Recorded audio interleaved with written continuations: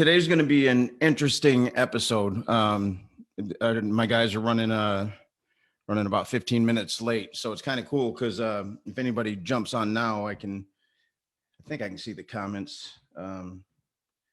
Yeah, so I'll be able to take any comments or questions before we go into this. But obviously, the title of this episode says it all: ayahuasca.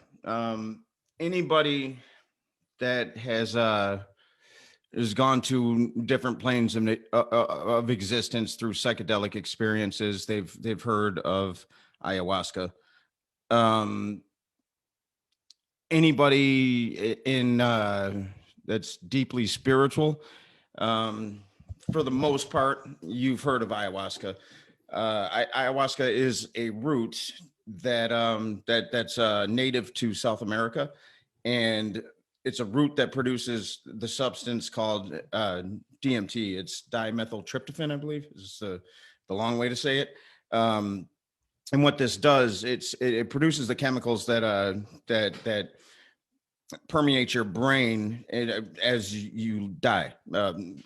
People who have near-death experiences, they talk about going through this tunnel of white light and seeing all these different things, their entire life flashing before their eyes. It's that's the chemical that gets released just prior to death. So this root produces that chemical. And when what's funny is I can't say their names, the guys that are coming on, the practitioners, but when they jump on, they'll be able to get into the more technical aspects of what this does.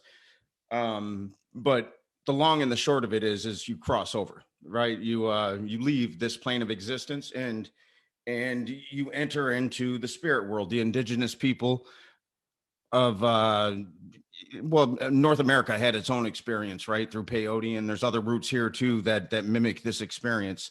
But they would call it, they're crossing over into the spirit world. The difference between, because you can do DMT, right? You can get DMT from, you can get it on the street. I did it over in Europe. And it's a quick effect. It goes straight to your mind, rips you out of your body. It's about 2 minutes of this experience, and then that's it. But it's profound and it's hard to remember. You really can't process it fully. It takes time for you to really understand what happened in that space.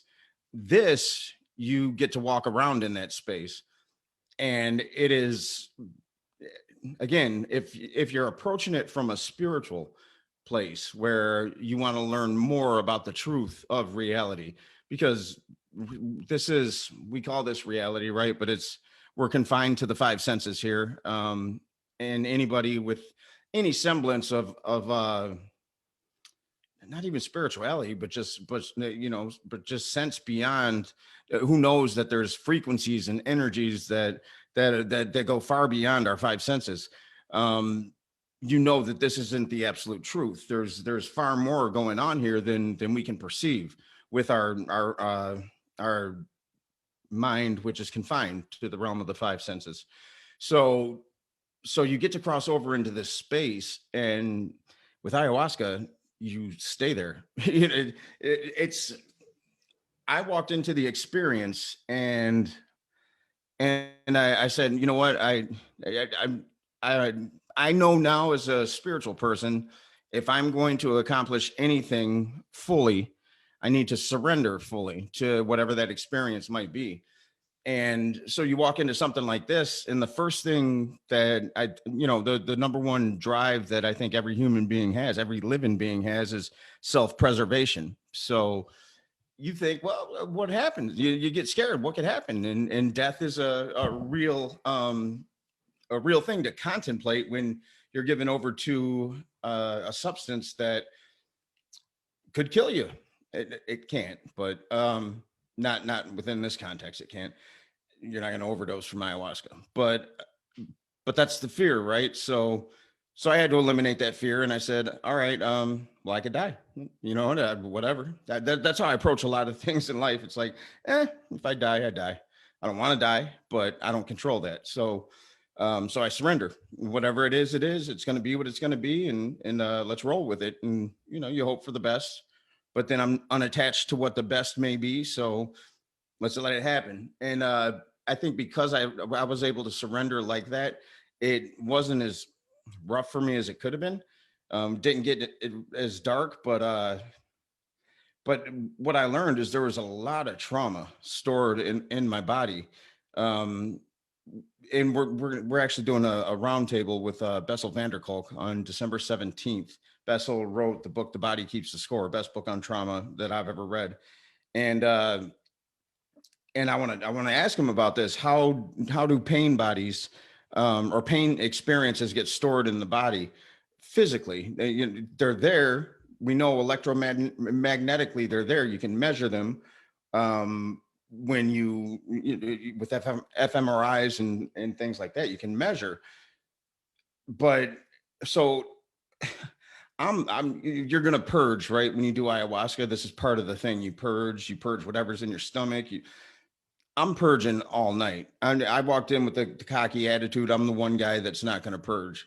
Not me. I'm good. I didn't eat anything, and I did all these things to prepare to not purge because I didn't want to do that.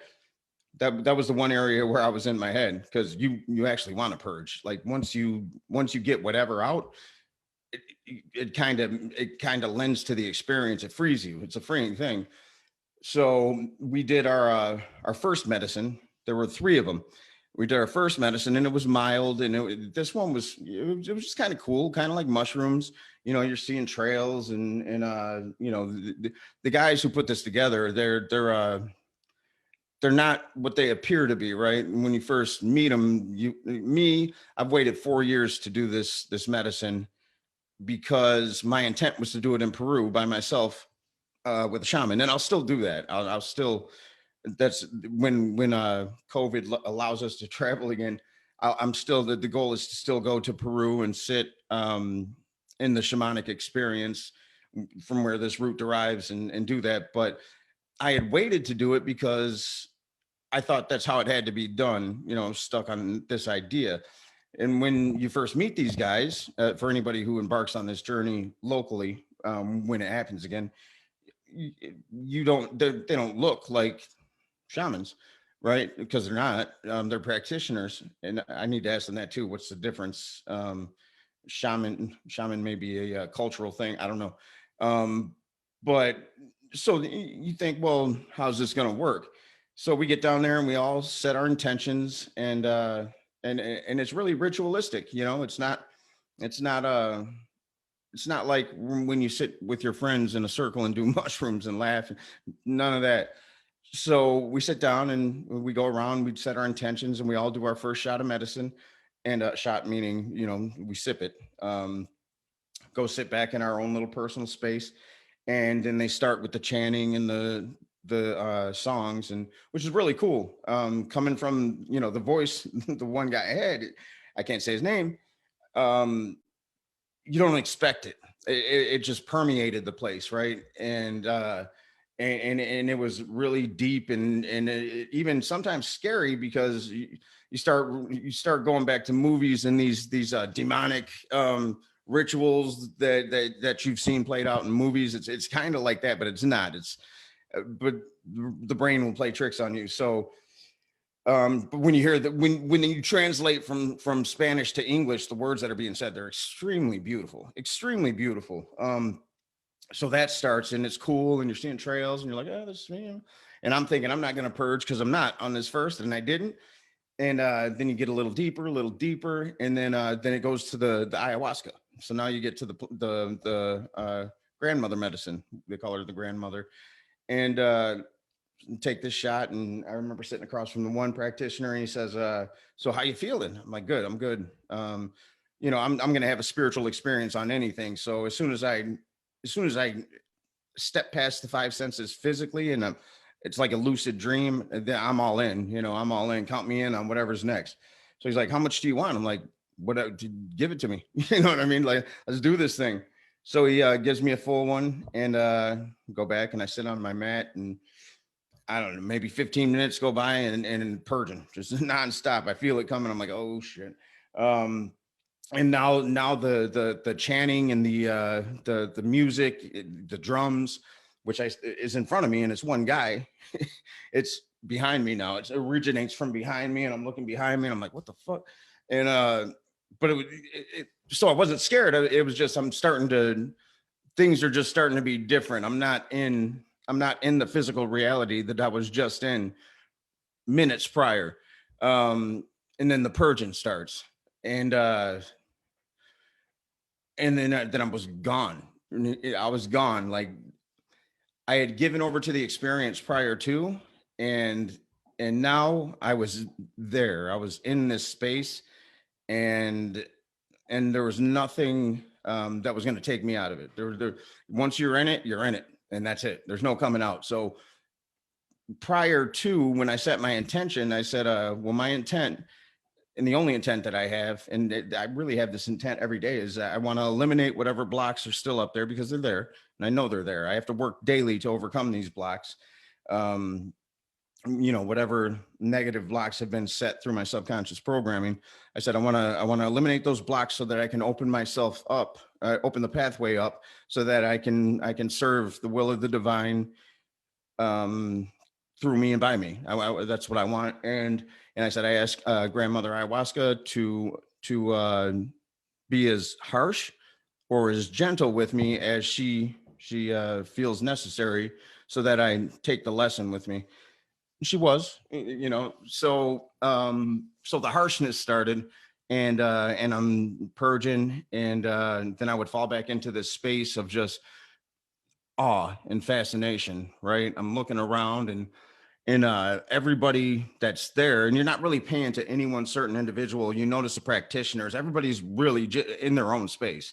You might hear somebody purging or laughing, or crying, or whatever the case is, but you're really just in your space doing your thing. And you'll see the practitioners, but they're not we're not people. There was a point where we all became one, right? It's kind of one organism. And so you're really not looking at other. It went away, but the practitioner's part of their job is to come back to your space and make sure you're okay.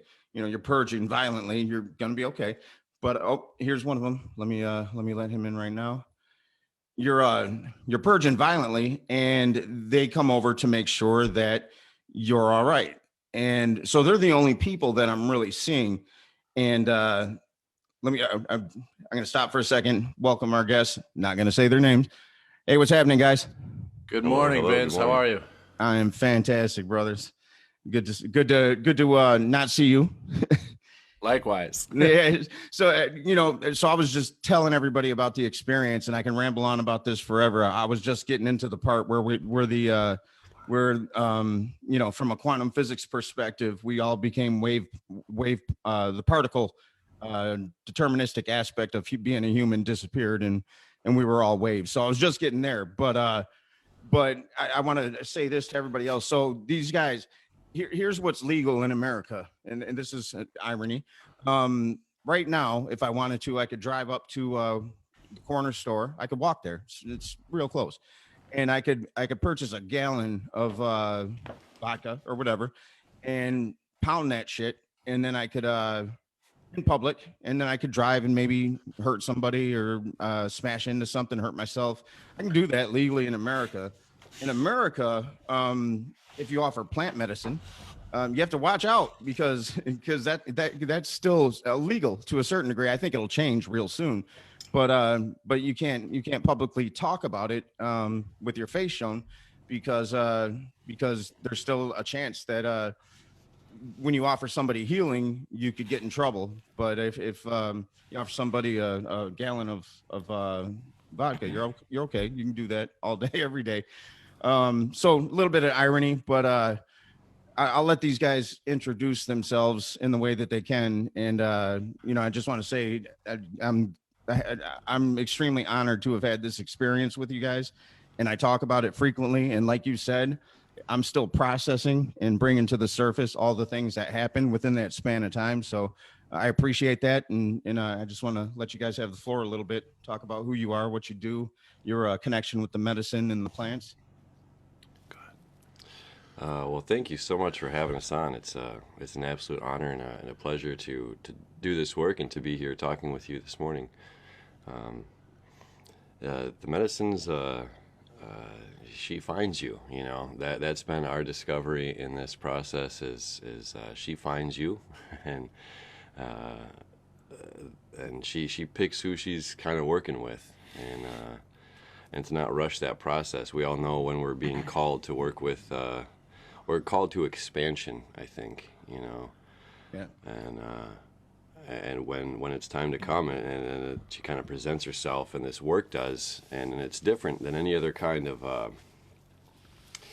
you know, I think a lot of people that are led to this have already discovered themselves in one way or another, or gone down a path of psychedelics, you know, working with mushrooms or even LSD, and you know, this takes it almost a huge step further in a healing environment. You know, most of the time we journey with any other psychedelic or start that process. You know, it's at a party. You know, it's at a concert, or going, you know, eating some mushrooms with some friends in the woods or something like that. And then when you come to, you know, the ceremony aspect, it's, you know, the songs, the environment. It's an internal journey. Which is exciting more than an external journey. It's not, you know, watching, waiting for the walls to breathe or the floor to move, or, you know, did you see that? Look at the trails of my hands. You know, it becomes more integrated with soul work and the healing traumas.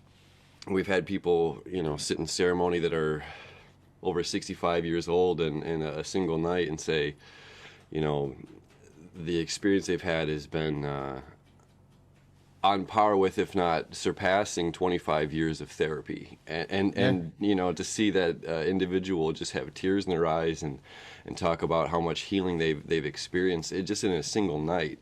And you know, sharing their experience, you know, is extremely powerful and well, and it's every single time it's miraculous. You know, the faces that start in the evening versus the smiles and the liftedness in the morning time is always phenomenal. It's incredible. Yep.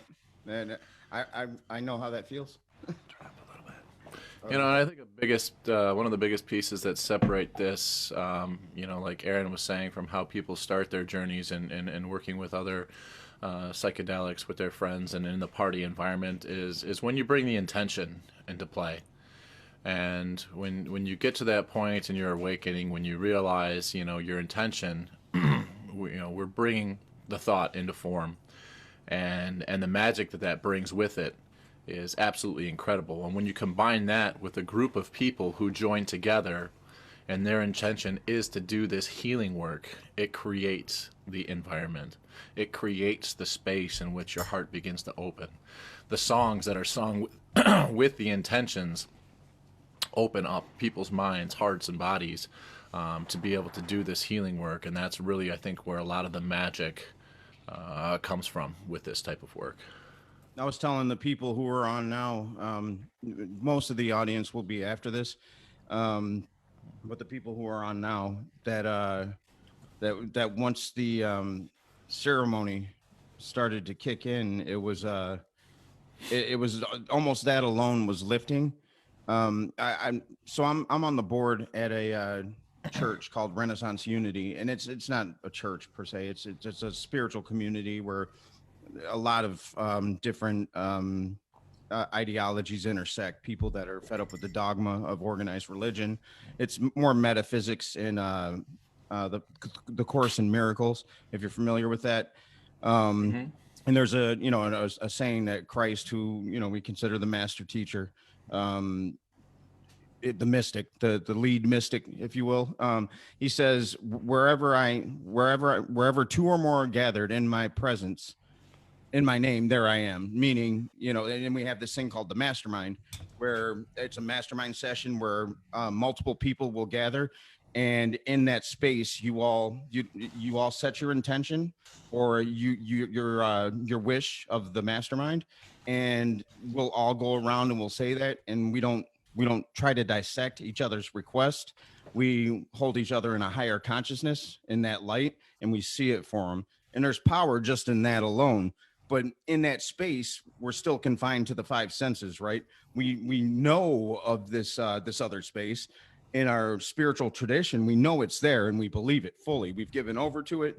When you come into a space like this where you're prompted along with the plant medicine, which it completely demolishes the boundary that we have of when we're confined to the five senses, and you step into this space. And not only do you step into it, DMT, you step into it, you step back out, you say, oh, that makes sense.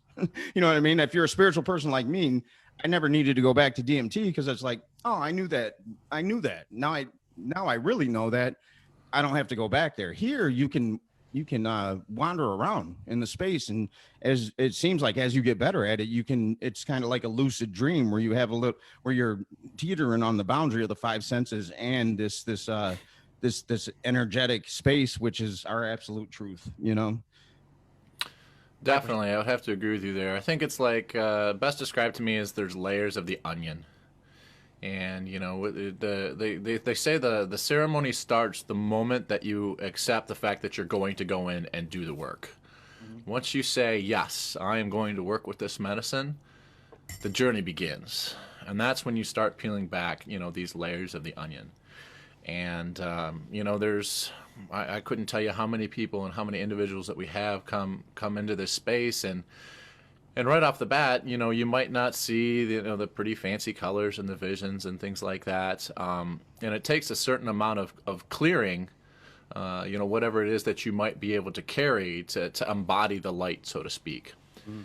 And I know years ago when I had first sat with this medicine, I had no visuals. Yeah, same, similar. And I was very, very upset at the time. But it takes a certain amount of clearing to be able to kind of release and let go of the things that, are no longer serving you at that point in time. And then you can begin to harness the frequency and harness the light that is, within this medicine and that is in the frequency to be able to go deeper and deeper into this work. So there's many, many layers. And even, both of us, as we continue this journey, we continue to peel back layers consistently. Yeah. One of the lovely things with the medicine as well is,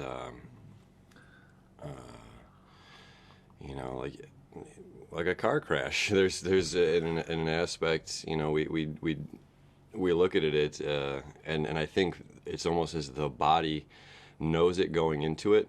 And this is something else that we've understood with our practice as well as others of why, oddly enough, a deposit is important. Like when we say yes to this work, it's about making a commitment to ourselves, because we understand the healing that we're getting into is similar to a car crash, and when we have a fender bender, kind of a car crash, not a whole lot changes within our lives. Right. It's when the car rolls, it's when that near-death experience kind of happens that we leave, kind of awestruck. And it's almost as if the mind or body knows going into it that something is going to shift in my consciousness, something is going to shift. And we find people a lot of times the day of ceremony, all of a sudden I got the sweats, or I don't, I got a headache. And this isn't like, I understand, pandemic times where that it's not, it's, even far, far before pandemic times, it was almost like the body or the mind, we'll say that, the mind would start to develop this way of trying to wiggle out and say, I don't know if I really want to get into a car crash today. I don't know if I want to change my life dramatically today. Resistance. Yeah, the resistance. And but it's always, the follow through is always miraculous. Like we said earlier, the faces of I'm not sure what's going to happen when I drink this medicine, to the end of like just seeing these grins from ear to ear, and that someone that literally had just lost a parent or a family member and is dealing with trauma, and all of a sudden they look up at you with joy as you're like come by with a rattle, and it's just like, whoa, the transformation is huge.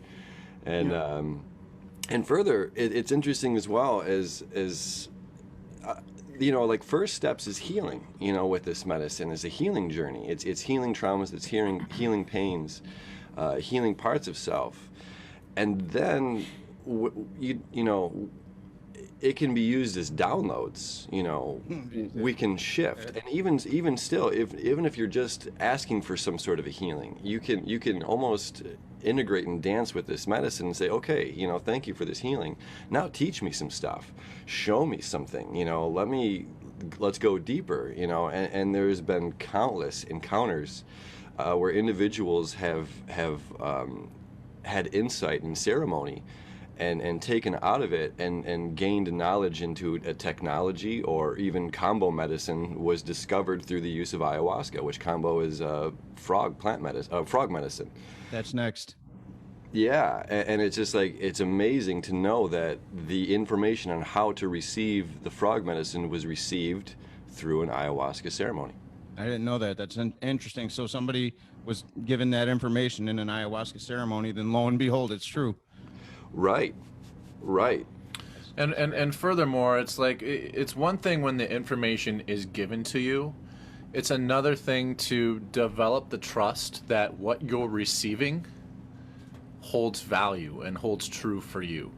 Yeah. I mean, if you were the individual thousands of years ago sitting in a ceremony and you're out there on the medicine and out there on the force, and you're sitting here going, okay, I need to take a frog.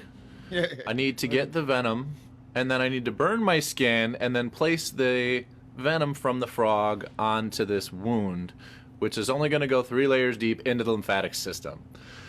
So the amount of trust that you have to have, and I have seen develop over the course of my own journey and our journey, is if not more important than the actual information that you're receiving. You have to be able to trust and know where that information is coming from. As you said, those lines tend to blur, and the consciousness really forms into one. It's almost like the whole group joins together. So, as a facilitator of working with this medicine, we have to know where we're receiving this medicine from, and to be able to trust that medicine in that moment. It's an absolute faith that you have to exercise, and then this translates into the human experience, right? Because if I study the Buddhist tradition, I study Christianity, I study Judaism, I get into all of them, but I'm not any one of those things. I'm not a Buddhist, I'm not a Christian. I just study because there's a common thread in all of them, and one of those things is absolute faith. In the Buddhist tradition, they say that all human suffering can be attributed to our attachment to ideas of the way we think things should be. Those ideas all come from the ego. The ego is simply the belief of the mind that the our confination to the 5 senses is the absolute truth. And when you can't believe outside of that, it's hard to have faith, because it's all experiential. So if you have an experience in the physical universe and you can't see it, then you don't believe it. And for me personally, I'm far enough along in my spiritual journey to where I was able to walk into your ceremony with absolute faith that I was going to come out of it more knowledgeable, but it's not even knowledge. It's that I was going to experience something that was going to make me better in some form or fashion. Like you said, you said peeling away the layers of the onion. Well, it definitely, as far advanced as I believe I am spiritually, and as knowledgeable as I believe I am, none of it mattered, because there was nothing on the face of the planet that was going to peel away another layer the way this ceremony did. Nothing. There's nothing more I could possibly know that could take me to the place that the ceremony did. And this is just ceremony 1. So it's powerful. It's extremely powerful. And the more you go in with that trust, like you said, the more you're going to get out of it. But it's hard. It's scary, because what you were talking about, and I'm not sure who was mentioning, you become avoidant to the experience, because your body, and it is your body and your mind, knows that, oh shit, I know I'm getting into something, and I don't want to death. Well, it is death to a certain extent. Eckhart Tolle talks about this. It's ego death. Your ego, like any other organ in your body, if it feels threatened, it's going to start producing a reaction to that naturally because it wants to survive. And what we're doing here is our number one thing as a living organism is self-preservation. Well, you're walking into a space where literally you get ripped out of your five senses, and that is the near-death experience, and you're making a choice to go there. So the resistance is nothing to be embarrassed about. It's a very natural thing. But when I walked in, I said, I could really die. I didn't think I would, but I really went in with that kind of surrender and said, whatever it's going to be, it's going to be, because it will be. And that's all there is to it. And it was so profound that it's hard to put into words. Usually I'll get all wordy. I'm a writer. So I'll get all wordy with my descriptions in some of these episodes. And I just said, I can't really explain it with words. Let me get these guys on and we'll talk about it. You guys listen and draw your own opinion. And I think you hit the nail on the head when you said the word surrender. Well, that was actually you. I'm not sure who's talking now, but when we were sitting down after the ceremony, I knew that I had given myself over. I said, when in my intention, I said, be as harsh or as gentle with me in the lessons as you see fit to whatever it takes. And my only intent is that the blocks that remain are brought down so that the pathway from myself to the divine can be opened and I can better serve your will. That was my intent, given over. But I was sitting with you after when I finally, because I was the last one to come out of the space downstairs. And I don't know that it was intentional. Maybe I was just leveled more than others. But when I knew everybody was gone, I sat up and I just kind of absorbed the energy, because all the stuff that was left, it seemed like it was still left down there, but it wasn't heavy anymore. And I just sat in that space, and I still felt like the connection to whatever remnants of everybody's soul was still down there, was it down there with me. And I still felt like whatever the spirits or the energies were that were down there were with me. And I just went into Namaskar and I said, thank you. And that was one of the most powerful moments of the night. I was leveled, like physically I was hurt because I was purging and whatever, like I could. So I went upstairs and I sat down on the couch, and one of you said, you're the one who said surrender, because I was explaining how I went in, my intent, and you said surrender. I said, oh, that's it. That's what it was. It was surrender, complete surrender. Yeah, that's definitely that's the word of the night, I think, in ceremony is surrender. And we have to be able to meet ourselves.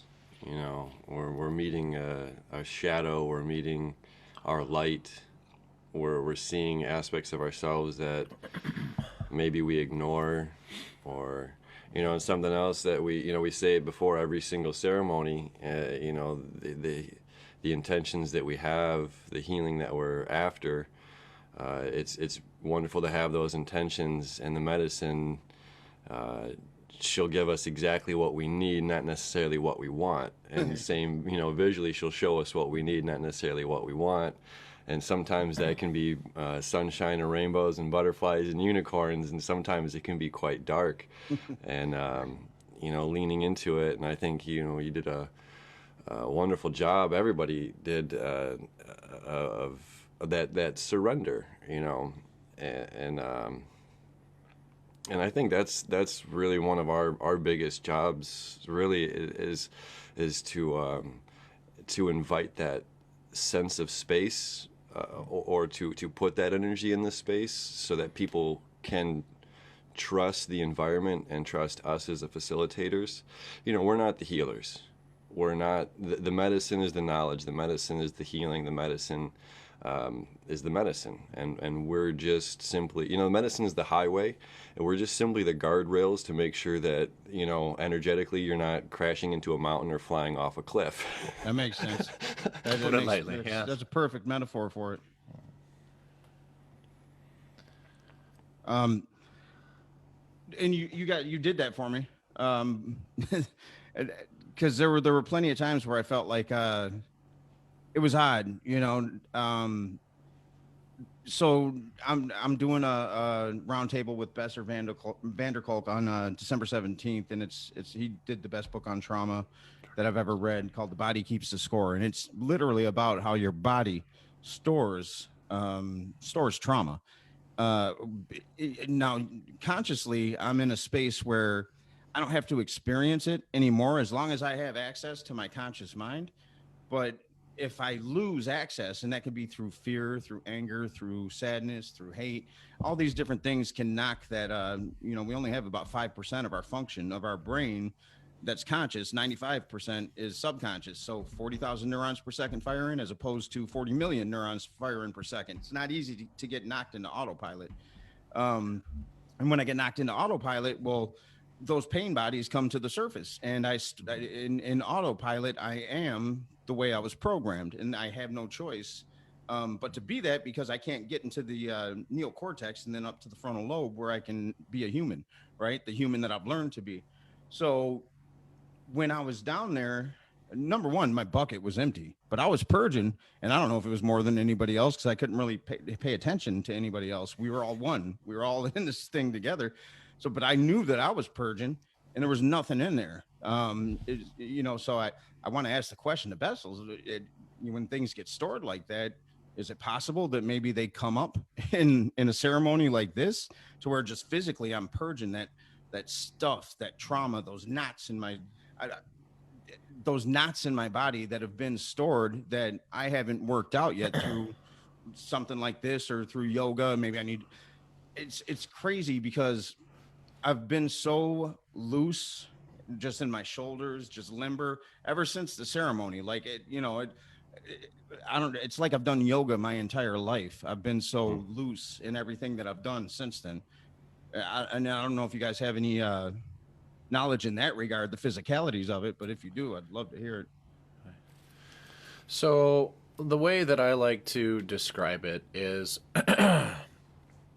it's almost like you're drinking a frequency.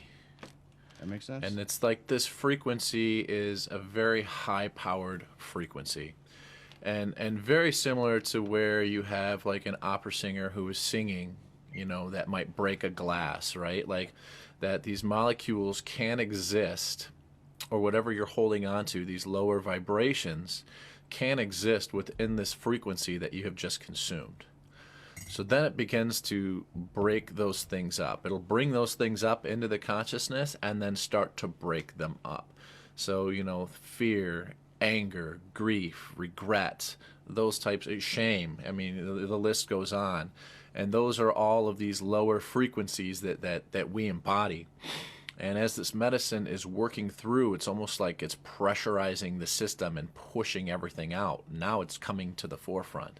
Makes sense. And they say, anytime you purge, you should be mindful of what is going through your mind and what is coming out of your body at that time. That can no longer coexist with this frequency that you have just put inside of your body.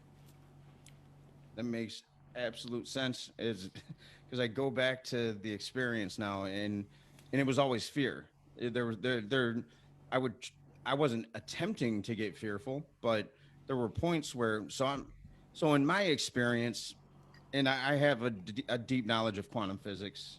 Quantum physics and ketamine actually are what led me into spirituality. I wasn't looking for God. I didn't need somebody telling me to be a good person. I believed I was a good person. I wasn't always, but I didn't always do good people things. But my heart was in the right place, and but I still lived wrong. I still lived very defensive, very controlling, egotistical.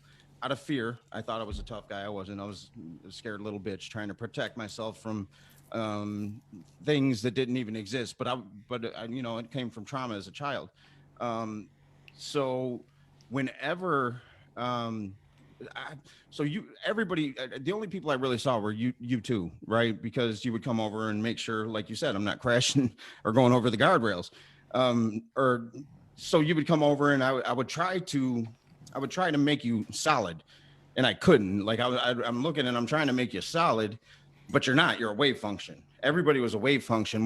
You guys weren't walking. You were, just there was no steps happening. You were just kind of coasting over the the cement, moving back and forth, wisping. Yeah, there's the best way I can describe it. You guys were wisping, and you were light, and I could see what your form should be, but it was a wave function. And anybody who knows anything about quantum physics, there's, particles can exist as determined or a wave, and it takes consciousness to bring all particles into a deterministic form.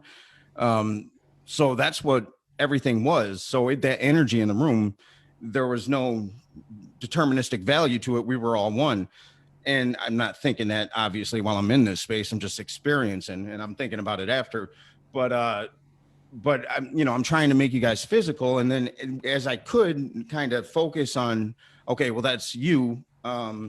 It was more geometric patterns that were pulsating in and out.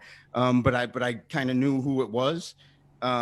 So whenever I would start to get fearful, because I'm hearing voices that aren't yours, and it's predominantly a female voice, and that voice would start to get dark in my head, and I knew it was in my head. My mind would start to creep in, and I'd start to get a little bit fearful.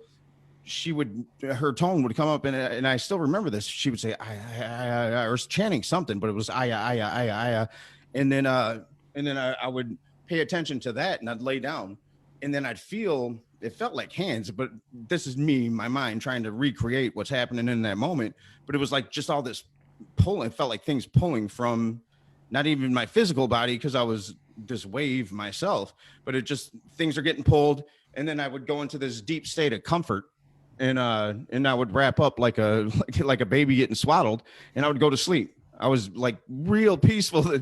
It was like things were getting ripped out of me. And then I would hear men's voices, not saying anything I could decipher. And then once it felt like everything was pulled out, they would laugh and then wisp away, and then it was the weirdest thing that, but it was so, like, I remember, like, that's the thing with ayahuasca. It's not, I just keep remembering more of what was actually going on.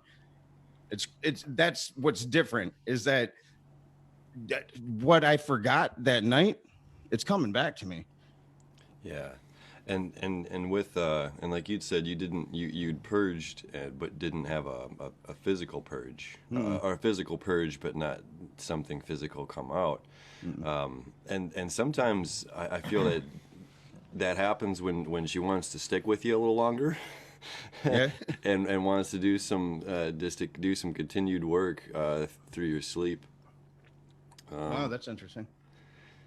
Yeah. Similar to like rebooting a computer. It's like, okay, we have updated your system. Please restart. I was looking forward to taking that bucket out to the tree and giving back to the earth. And I went down there. I was a little disappointed. I'm like, there's nothing in here. Oh, I'm sure there'll be more opportunities. Oh no, I'll be there.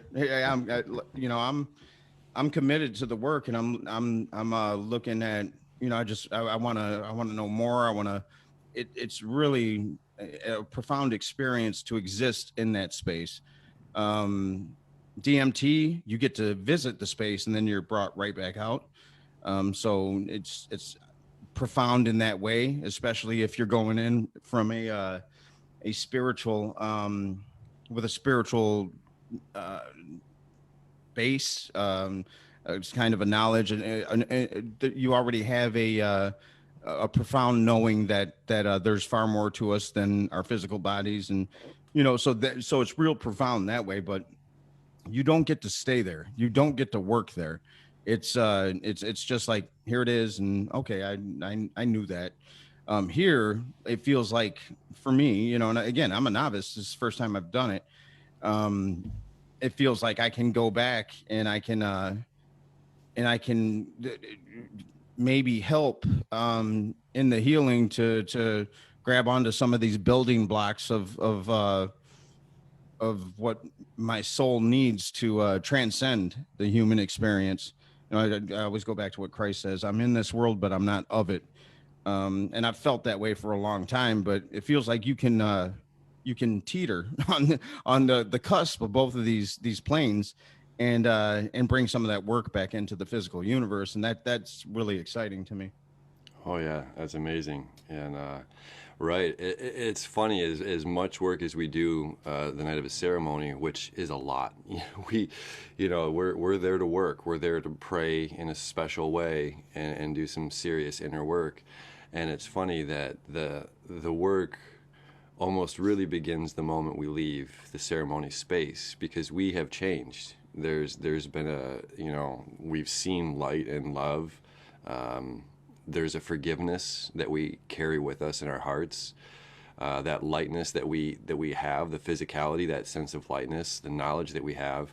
And then the world itself has not changed. The world, you can go back, and it's just like the relationship with your significant other or your family member might be exactly where you left it. It is. It's exactly where you left it off with. And who knows whatever kind of energy was there when you parted ways. And it's just like, and now we have this new energetic space, this new energetic, this mindset, this higher frequency. And it absolutely is a frequency. It is. And it's just like, that's when the work comes in, and almost the challenge is like, okay, now we have to integrate this new lessons into this life, and understand that it's not the world that's changed, it's me that's changed, and now I have to be patient with everybody else. Yes. Yes. And to share with you as well, as we're talking about DMT, the two of us had over this pandemic, because there was so much time on our hands, we enjoyed smoking some DMT, and obviously we work with the ayahuasca medicine a lot, and it's part of our practice. This is ways we learn songs and learn how to serve best. And we thought, well, let's enjoy some DMT here and smoke it and just enjoy ourselves. And we both had a very lovely experience, visually absolutely stunning. Yes. And we both kind of smiled and said to each other at the same time that we're missing something. There was something terribly missing from the experience. Mm-hmm. And it was a couple of things. One, it was the knowledge. There is something with the vine, the ayahuasca vine, right? And for those who don't know, the ayahuasca vine is not what makes you hallucinate. It's not what makes you trip or have the experience. The ayahuasca vine itself is what stops your body from breaking down the DMT, because DMT is a part of your body and every living thing and plant in our environment, in our system. So your body naturally breaks down DMT, and DMT is what's released in your brain when you die. So when you smoke it, it goes straight into your bloodstream, which is why you get that, kind of zap, snapped out of your body real quick. It really intense visuals. And it's also gone extremely quickly. Where the ayahuasca brew, the ayahuasca itself is what stops your body, your stomach, from breaking down the DMT, which is by the big copy. And we've had experience with 10-year-old vines. We've had experience with 50-year-old vines. And there is something with the vine, of the ayahuasca vine, that is deeply embedded in sacred knowledge. And there's just something about the knowledge, and that's just one aspect. The other aspect is internally, you feel like you've just gone through a human car wash of some sorts. Car crash aside, that's the work, but you're put together. You're almost, you feel better than, I mean, not to speak for you, but every, almost everyone that comes out is just like, there's a renewal, a rebirth, that phoenix rising from the ashes, what we leave in the bucket. That speaks for me. Yeah. And this huge renewal of life, and this not only the knowledge, but this internal cleanliness that just exists with the brew that just doesn't seem to be there when you smoke it. But, smoking, it's fun. It's cool. I mean, look, I was scared, and I got it in the form of changa when I was over in Europe, and I came back, and I didn't want to do it by myself because I wasn't, you're always apprehensive, and I called my cousin over, and my cousin, he's a 6'3", burly, ex gangbanger turned spiritual, tattoos on his neck, tattoo on his chest of himself with a crown. You know what I mean? Like, so just to set the tone, we went down into my basement, which is a meditation room in my old house, and we went in, and I remember coming out of it, and there's this man that I just described giggling like a child, like just like this joyous laugh that filled the room. It was crazy, and I was just, I was in this place where it was all the tree of life, geometric patterns, and I was one with everything. And then we came out of it, and I looked at him, he looked at me. I'm like, let's go upstairs and talk about this, but it was very fun. It was very cool because we were looking into a spiritual experience, but it's not the same. It's definitely not the same as walking in that space and doing work or having work being done to you, you know. So in the study of vegetalismo, which is when you're actually working with the plants and the spirits of the plants, this dates back thousands of years in the heart of the Amazon jungle, where you would have these medicine men or shamans, if you will, go out to the the depths of the jungle where they would see no man, and then work with these spirits and diet with these plants. So they would be fasting and eating only maybe the yucca root for months at a time, if not a year or more. And within this process, you start to merge with the plant. They say that the plant actually begins to grow inside of you, and the idea is to work with the plant in such a healthy way that the plant grows straight. And then within this process, you actually meet and commune with the actual spirit of the plant.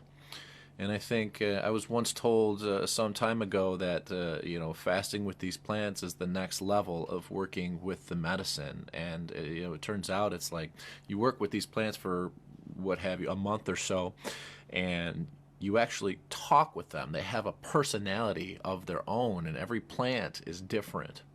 So during this time, you're eating very, very little and very, very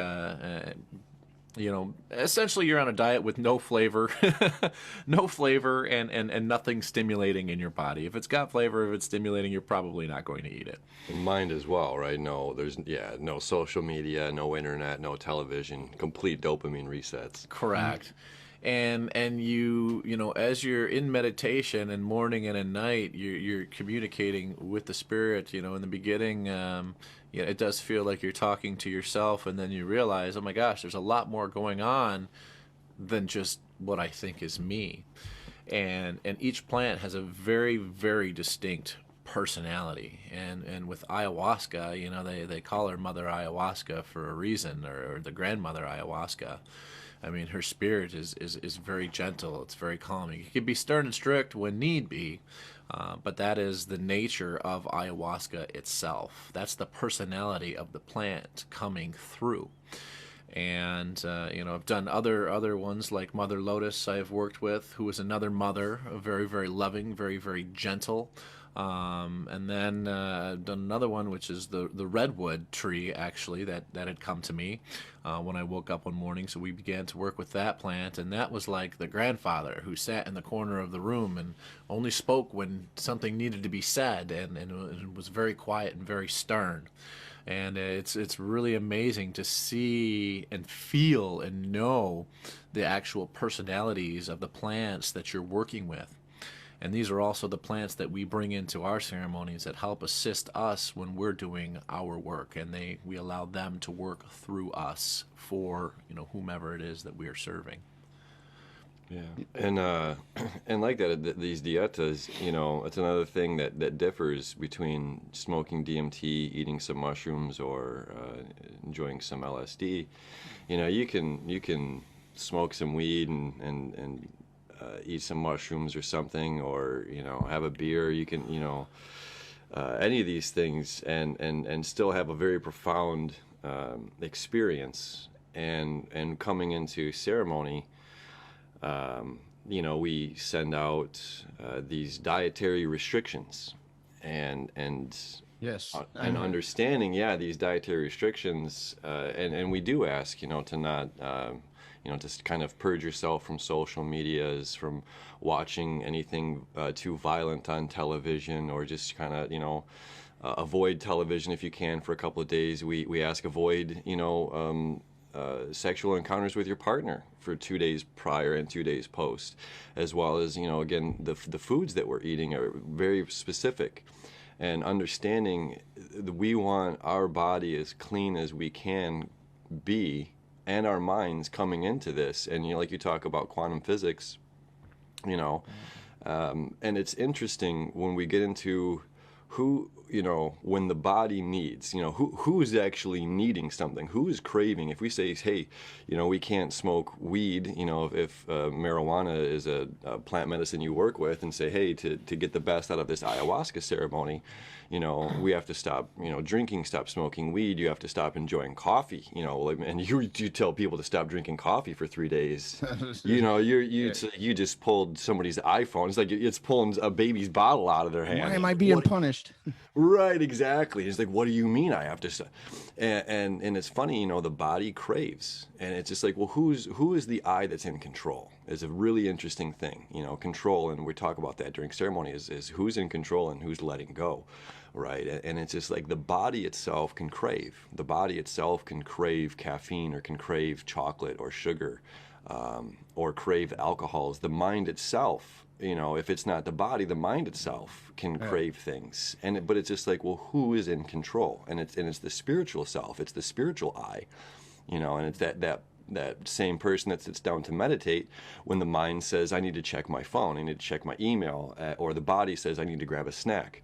And it's your spiritual mind that says, no, I need to sit here and breathe, And that same kind of element comes in with this ceremony, and if we can listen to that spiritual self, and sacrifice, and that's what it's about. When we can give up our comforts, we can sacrifice those things that we desire, and that we really have access to.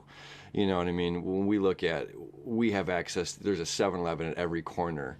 We have access to so much, and when we give up a little bit of our comforts and sacrifice a bit and go into this ceremony, and not starving our bodies, we want you to be able to purge something out of you. You don't want you coming in with a empty gut, but at the same time, it's like the medicine knows when you've done that work and you've cleaned yourself out, and the way that she dances with you, because this is like, I look at it like couples figure skating.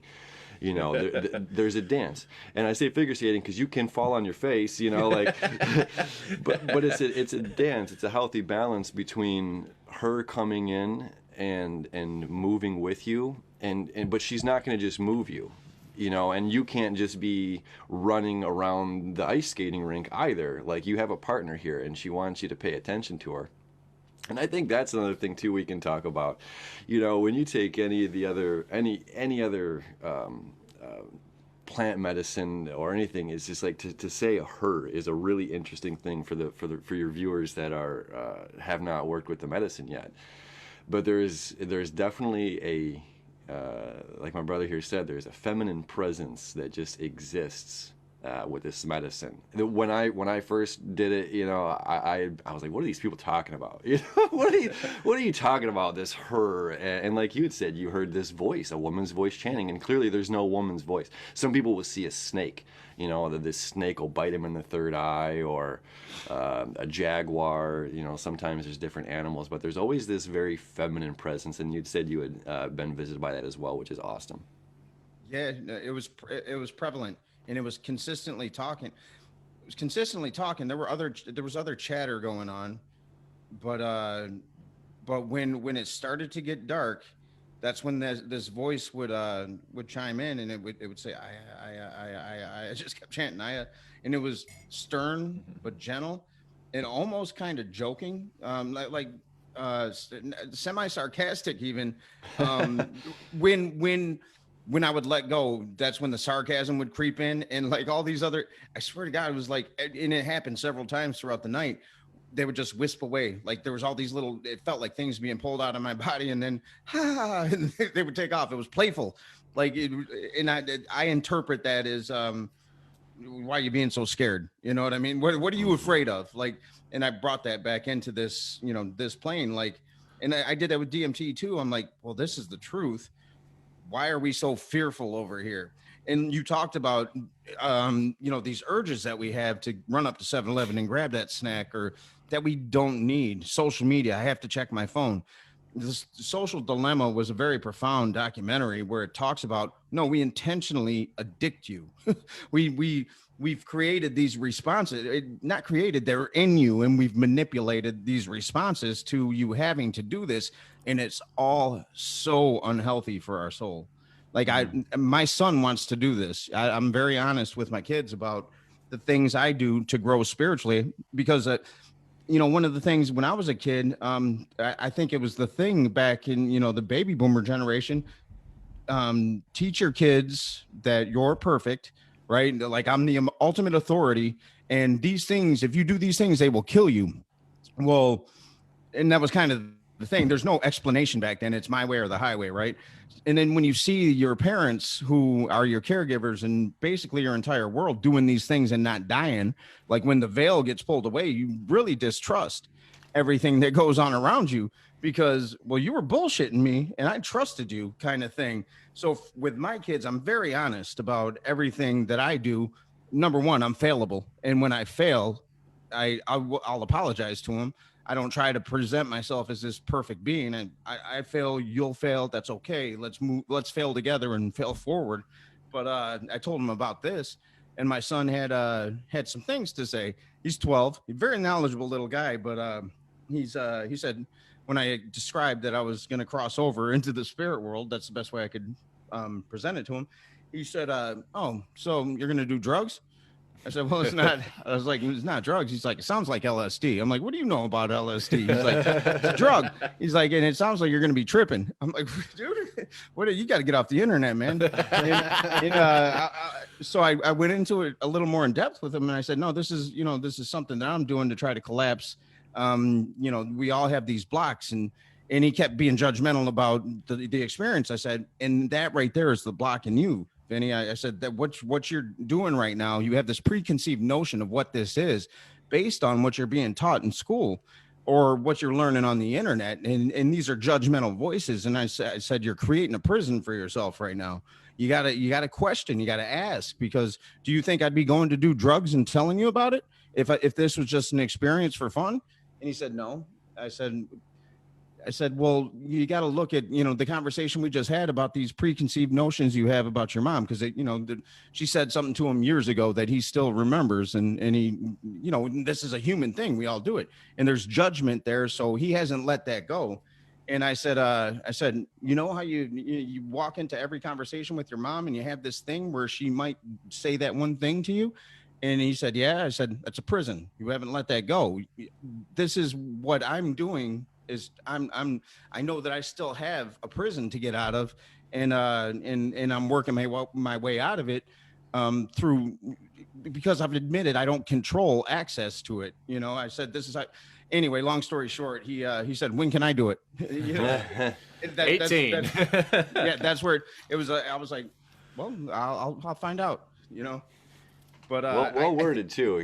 That takes courage. That takes courage. I think doing any of this work takes a lot of courage, and to have those conversations too. Those are very necessary conversations, and that leads to the expansion and the elevation of our global consciousness. So thank you. Well, thank you guys. Because what you're doing is, I don't think people will, until they experience it. It's one of those things that can be judged, right? Absolutely. And it's so important. And it's something that I would recommend.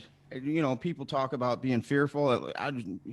Whatever, because it's going to do what you need done, whether you like it or not. So I don't know how to get people past their fear, because I was fearful. I was very controlling. I thought I delusionally believed that I controlled my environment, and I didn't.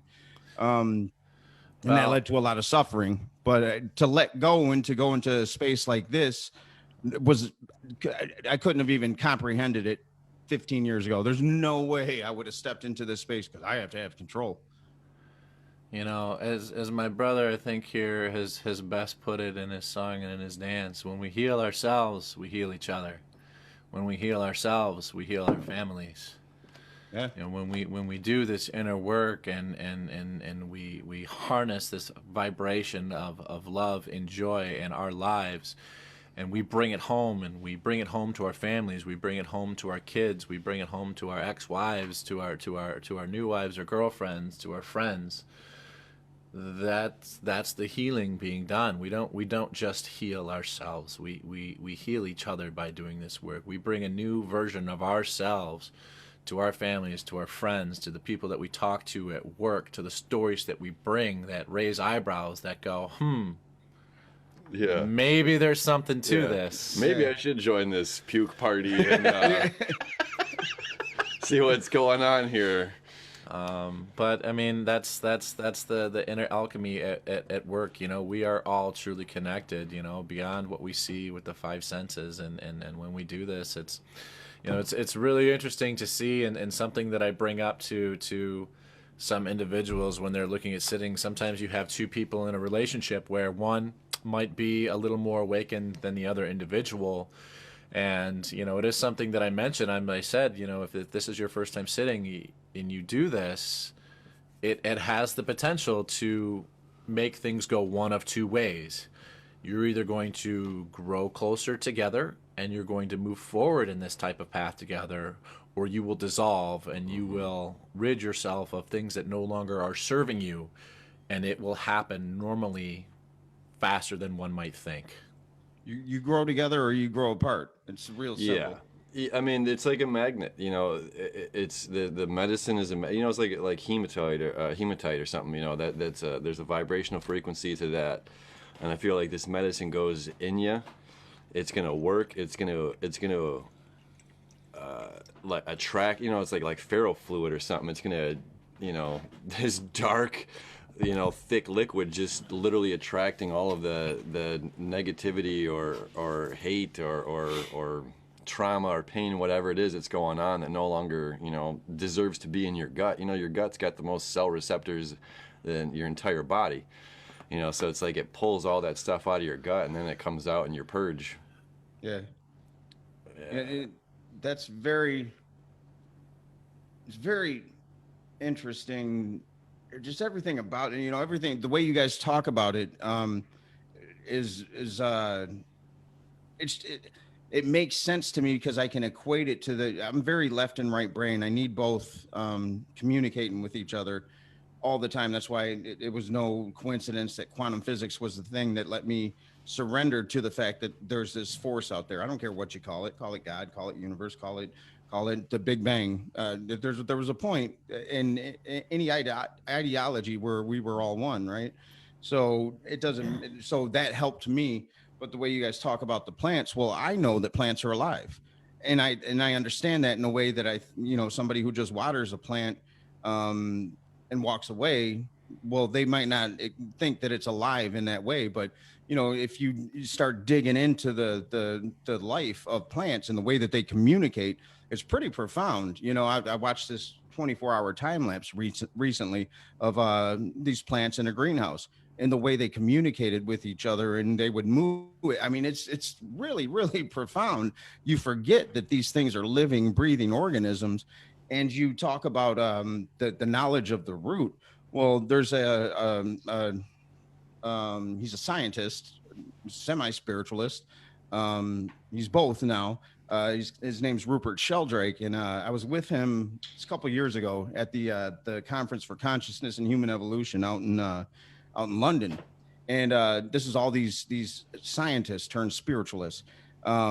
Greg Braden, Bruce Lipton, to name a few, but Rupert was there. Great guy. And he did a book called Physics of the Angels, and he talks about one of his theories, morphic resonance, meaning there's things that are left behind in clumps of consciousness that we just, you know, when you walk into a place like in Sedona Canyon and you're hiking out there and you feel the energy of this vortex. You know, it's the same. I believe, I'm just theorizing now, but in these roots, this knowledge that gets left behind, and we get to experience, we get to basically take all that knowledge through us, through use of the plant medicine in a proper way. It's what it feels like anyway. And again, I'm just theorizing because I'm a novice in the plant world, but but just from again, a quantum physics perspective, an energy, a frequency perspective. That's what I gather from it. Yeah, absolutely. Yeah, and just like that, where we were talking earlier, the cleaner your gut is, the cleaner your gut is, you do a shot of espresso, you're going to feel that really fast. If you had just Yeah. eaten an entire pizza, then a shot of espresso is not going to affect you as much as it is if you have a clean gut. Same with a shot of tequila or bourbon or something, you're going to feel it very fast. Same with the medicine, you got a clean gut, you're going to feel it, she's going to get her work in you. And it's fun Yeah. that you got, I see your picture of Einstein behind you, and as we're talking about the quantum, wave particle theory, and I think that's there's something to that too with the ceremony work, because I think there are, like you're saying, a prison or a preconceived notion of life or how things are. We build our own a single bar can be a prison if you hold on to it long enough, right? Yeah. And it's like we see the particles. And when you get that cup of medicine in your hand and you drink it, it's like you're asking yourself to see the waves instead. Yeah. You're asking yourself to see a different perspective than the perspective that you hold currently. And it's almost kind of being, I don't know, forced upon you, but yeah, I mean, it is. It is. Again, yeah, it is. But you're willingly forcing that perspective upon you by coming and joining and sitting and drinking. But yeah, it's definitely forcing. It's saying, well, here's from the reflection. Here's from the other point of view. Let's look at this and revisit this from a different view. And the funny thing too is like the two of us, or any facilitator is not above it. This is humbling work and humbling medicine, and it will lay us out every single time. She affects us just as much as everybody else in the room. I mean, it's a little different because of how we work with it, but it is humbling work. There is never a point where either of us are like, oh, we got this, we got you, mother. It's just, no. We're not in control, and we know that. So it's a complete dissipation of the ego, which is important. It is. I would not be where I am today. I would not be able to have this discussion with you guys. I would not have been able to sit in that space if it weren't for ketamine. And ketamine, I stumbled onto the experience through the party, whatever, back in early 2000s. And I was like, well, this is stupid because I lose control. So I'm not going to do this anymore. I hated it. And it was, I can't remember where I was. I happened to have some ketamine with me. And I was down in Houston, actually. And I was waiting on a business deal to go through. So I was sitting in a hotel and I was in the middle of writing a film called Life Goes On.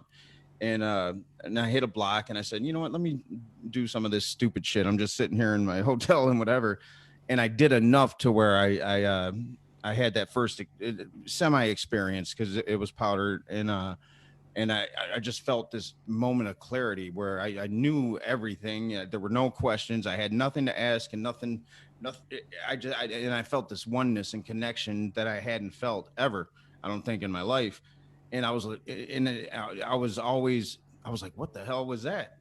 You know what I mean? So I started reading about it. And then I stumbled onto a medical journal and stumbled onto all these studies they were doing overseas and putting people into ketamine comas and with chronic pain disorders. They would come out and they forgot the response that was built and they were walking and fine. And I was like, what the hell is going on here? So I went on my own ketamine psychedelic therapy is what it's called. Went on my own journey with this because it was illegal. It's not anymore, but it was illegal in the US. And at the time I had just had my son. And I was feeling something and I didn't know what it was. I knew I loved him. I know I'm supposed to love him. Logically, that's what happens, right? You have a child and you love your kid. You're supposed to. But I kept getting this energy from him that I was blocked from. And it was causing this huge, it was trauma. It was traumatic. And I didn't know what it was. And so I really started searching for ways to be better. I hadn't been diagnosed with PTSD yet. So I didn't know that I was experiencing emotional flashbacks. And I didn't know that there were all these blocks there. I was just trying to find a way to be better, and there was nothing for me. And nobody had really thought PTSD. It was a veteran thing. It was, so, well, maybe you're an alcoholic. So I would go check into that. I'm like, oh, maybe I am, and no, it's not that. And maybe you're a drug addict. Well, I don't do many drugs except, but I have. So maybe, so I would check into that and nothing. And it was ketamine that I read this journal. I said, I'm going to trust this and maybe something will happen. Wasn't looking for God, wasn't looking for any profound experience. I just wanted to be better than I was. Right. So I did it. And I had the first experience where I was ripped out of my body. And I remember having this out of body experience where I'm on the couch, but I'm sitting, I'm standing over my son's high chair, the spiritual me, and I'm looking at the physical me. And I said, in a real loving and playful kind of way, you're an asshole. You know what I mean? You're an asshole. The way you've been living so far is wrong, and you need to reevaluate yourself. When I came out of that, I had this new experience in the relationship with my son, who was sleeping still in his crib, and I knew for the first time what unconditional love felt like. That's what happened. That's what I was resisting because it wasn't real to me. I was resisting the unconditional love that was flowing between me and my child. And once I experienced that, I couldn't unexperience it. It was the most profound thing that had ever happened to me. And it opened me up to a new way of existence. And and that's what this took me to a new level, to where now I'm further. I didn't think, my ego will get in there and be like, a lot of shit, man. You're pretty good and you're all right. And it'll tell me to stop doing this kind of work because I already got it. You got this. Like you said, with Mother Iowa, you can go in there and say, I got this. It's not like that. There's a dismantling of the ego to where you say, well, I don't know. And I want to continue to know as much as I can before I leave this plane. So please teach me, Absolutely, man. That's beautiful and amazing to see those layers of the onion being able to be peeled back and open up and turning into a flower, becoming the plants. Yeah, becoming the plants. I love your guys' relationship to the plants because they are alive, and they've been alive way longer. And if we think about it in terms of morphic resonance, what they have to give to us, if we can stop looking at them as just plants, but also living beings. I mean, they're alive. They're teachers. Yeah, it's an amazingly profound thing when you start to think about it. They've been around much longer than we have, and will be here far beyond where we are. I mean, they've seen it all, right? They've experienced it all without the blocks that we have, because they just kind of like a dog, for example. Dogs don't contemplate death, right? They just live and they're joyous. And even if somebody beats a dog, like they're abusive, that dog's excited as hell when that person comes home because they live in the moment, right? There's danger in that for humans, but there's something to be said about when you can eliminate the blocks, when you don't have them and you are just energy to serving your function in this universe, which plants do. How could they not be more knowledgeable in a way that humans can't really understand because we have human consciousness? Then you can blow in the wind and dance in the rain, my friend. Right, which we did kind of. We didn't dance in the rain, but we were dancing for sure. What's the difference between? So you guys wouldn't be considered shaman, right? You're practitioners. I prefer the term cosmic janitor. Cosmic janitor. I mean, yeah. I mean, a shaman is a medicine worker, a medicine man, medicine woman. I like Alan Watts says it the best. A priest is someone who goes and gets a certificate of divinity and his scholars passed down, and the shaman is the one who walks out into the middle of the forest or jungle and reemerges. by You could be that considered shaman. definition alone, I think we could both be called shamans, but we just consider ourselves, facilitators or ayahuasca facilitators. So I didn't know if it was an exclusive thing to, I had the preconceived notion that I had to do this in Peru by myself, and I had canceled a couple of trips because I had girlfriends at the time that, there's two different girlfriends, and they wanted to go with me, and I said, no, nobody's coming with me. It's just me. And so we went somewhere else, and I canceled the trips. And then I was staying single and going for sure by myself in 2020. And then I got into a relationship with COVID, and like we all did, and it said, no, you're not going this year either. So it led me to you guys.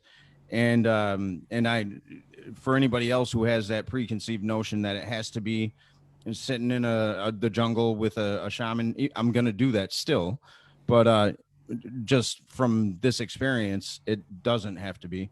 There are, and you don't know what you're getting into with other people, because I had told people I was going to experience this, and they said, well, I want to go. I said, let me do it first. Let me figure it out. And because you just don't know what you're going to get into. But I can speak from experience and say, if you're even remotely curious, have these guys interview you, because there's an interview process. It's not something you can just walk into. Just shoot me your information. Well, I know there's probably 20, 30 people off the top of my head. That, well, Vince, let me, I was thinking of something on the way here, and this is how I would like to put, I think, where you're going. For anybody that is interested in this medicine, in this process, in this work, ask. Go outside. Look up at the plants. Look out at the trees. Look at the flowers. Look at the sky. Look at the sun. Look at the universe and all of its nature, and ask, if this is for me, bring it to me. That's how I got into this medicine. And I have no doubt in my mind, for those that are ready, my phone rang 30 seconds after I did the very same thing. And I got a message of an article that was tagged on these individuals walking down a mountain to go to Peru to do this medicine. The universe is alive. We are all consciousness. Ask and you shall receive, and it will come to you. The right person with the right energy for you at the right time will show up. Do not force it. Yeah. Let it come to you. And this, and just like you're saying, about going to Peru, I think that's a lot of people's concepts and ideas. And this medicine, like I said earlier, it chooses who she wants to work with, and also chooses who she wants to work through. And she is she wants to be up here. This medicine wants to be up here and working with the United States, working with the Western culture. Yeah. And we need it. We need it. We do need it. And we can see, as we have sat with very strict Brazilian Shipibo style, we've sat with, Cherokee Lakota style ceremony shamans. We've sat with a lot of different shamans from around the world, and the different styles. And there's something really beautiful about the original Shipibo songs and all the songs in Spanish. And if you don't know a single thing in Spanish, the morning when you wake up and you hear the people that do know the songs in Spanish say, oh, that one song you sang that was talking about this and how beautiful that was. And for someone who doesn't speak Spanish, they can hear these lovely songs and these lovely, hymns and words and things, but also not know like some of the beauty of those words, those songs of protection, those songs of healing, those songs of surrendering, and now with the growing of Western shamanism. And again, the medicine is choosing to be up here. It's very loud that she wants to be up here, to not force people to have to go into an environment where they don't know a language, where they don't know a culture, they don't know a community, and say, oh my God, I can have this visionary experience. I can do my soul's work right here within my community, or within an hour or so drive. That's something that we are extremely pleased with, and it's something the medicine itself is extremely pleased with. Well, it takes that one fear. It eliminates at least one fear, because I know, you know, because a lot of the people I talk to are women these days. Because they're more spiritual, right? And we can have men. We don't talk about men just on a regular everyday basis. These aren't the conversations we have. Um, but I know You gotta one of join the our circle, brother. well, I know that's it. I mean, we can have these conversations, You and got it. that's why I do the podcast, because it's like, all right, well, I want to have these conversations. I live in, you know, my daily life too, but I want to have these conversations because they're important. But one of the fears that a lot of women have is going to a foreign country and not really knowing, you know, what they're getting into, or because there's good people all over the planet. There's also bad people with bad intentions. So to be able to do it in your own backyard, and where you trust the laws of the land, and you know, that kind of thing, and you trust that there's a certain level of care that's going to be taken, it eliminates that fear of being in that foreign place. And Right. and it is as many fears as you can eliminate going into this, The better. the better. Yeah, you're going to have the better experience. So I think it's an amazing thing. And you're right, the medicine finds you, because I didn't ask for this. A friend of mine, he's I think he gave my name to you, and then I got an email, and I was like, oh, well, as a matter of fact, I would like to do that. Don't mind if I do. Yeah, because I had given up on 2020, and then that pops up, and 2020 didn't give up on you, Vince. no, it didn't. You know, and then it's funny too, because I started looked at my calendar, and I know I got on Mondays of every week I have my kids. It's just I do nothing else on that week, and I was like, shit, I got the kids, can't do it. But it kept bothering me. I'm like, you know, I feel like I need to go experience this, and I need to do it now. But I knew that if I called their mom, and we have a good relationship, we're very effective co-parents. And I was like, well, if I call her and I tell her that this is what, I don't lie to her, what this is, I need her to watch the kids for, if she can do it, she's going to want to do it. So I know we're going to have to find an alternative plan, because I think she has, I think she needs to too. So I called her, and lo and behold, well, I'm going to do it. And then I was like, well, maybe I'll just watch the kids and you go do it. Or I'll keep the kids and you go do it. And then you tell me, no, I think we need to both do it. And we found a way. So she wound up doing it too. We were both called. Yeah. There was no plan.